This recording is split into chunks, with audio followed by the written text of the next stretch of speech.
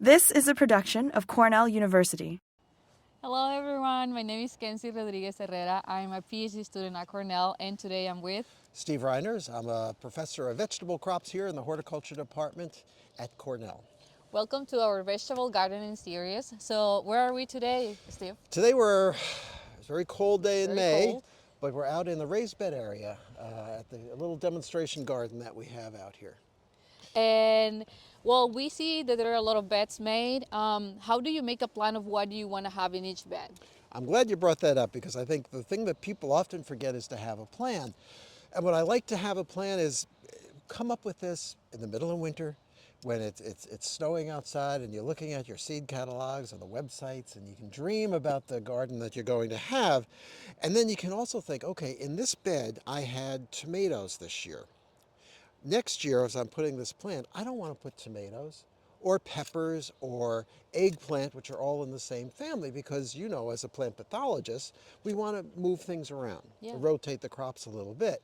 Now, is it going to mean you're not going to have any disease issues? Of course not, but every little bit can help in terms of that. So, because the older I get, I usually forget what I had in that. So again, by putting the plan down on paper, so that when you get that first nice day in spring and it's time to plant, you're not just throwing things in this bed and that bed without any thought to it. You can look back on this. You can put dates on that plan in terms of when I should be putting these things in.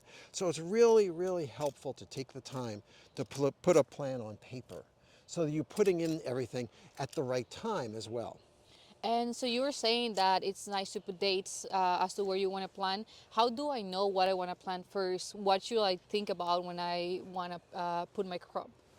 Yeah, so you could go on any website, and I know I've created some fact sheets on this. With vegetable crops, there's really three sort of cold tolerances we've got with vegetable crops. The one that always comes to mind in terms of just being very hardy to the cold would be peas. We could plant peas around here at the end of March.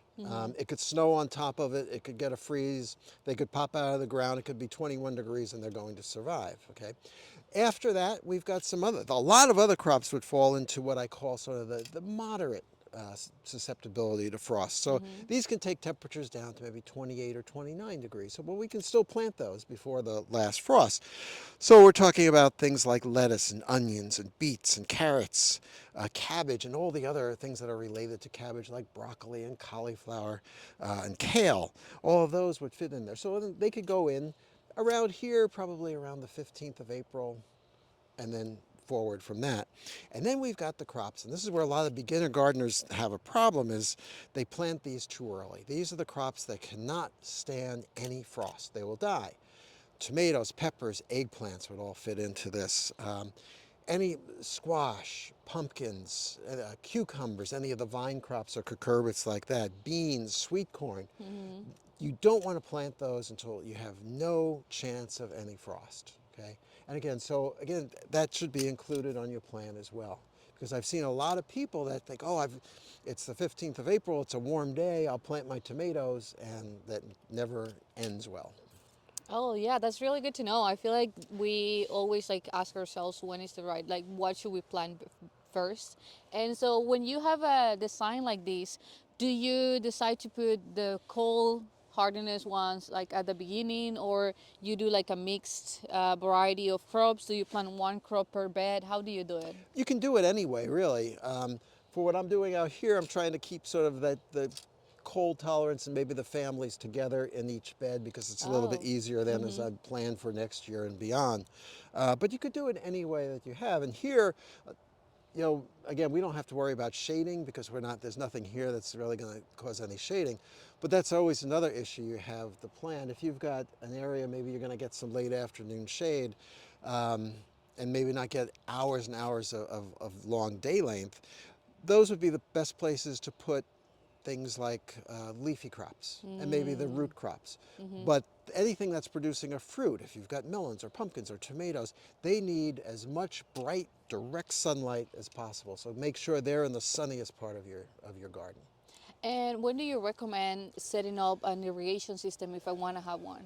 Yeah, that's a great question because we have a tendency to think, I'll get to it, and then life gets in the way, and then you start to panic because suddenly it's 87 degrees and you haven't set anything up, and a raised bed is going to dry out quicker than if you just had it, so you have to be ready for that.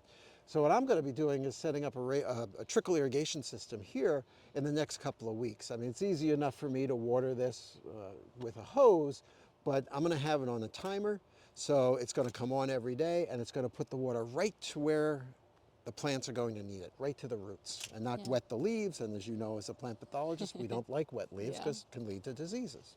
Sure. Yeah. Well, those are excellent advice, Steve. Thank you so much for that. Do you have any other advice that you want to give about raised beds? I think we've pretty much gotten into most of that. Awesome. Okay. Well, if you have questions, please send them to us. You can comment in the YouTube video down in the comment section, or you can email Steve and me. The information is on the website. So thank you so much. Go to the Cornell Vegetable website if you have more questions, and if you want to read the fact sheets about when to plant and more about the information on these vegetables. Thank you so much. This has been a production of Cornell University, on the web at cornell.edu.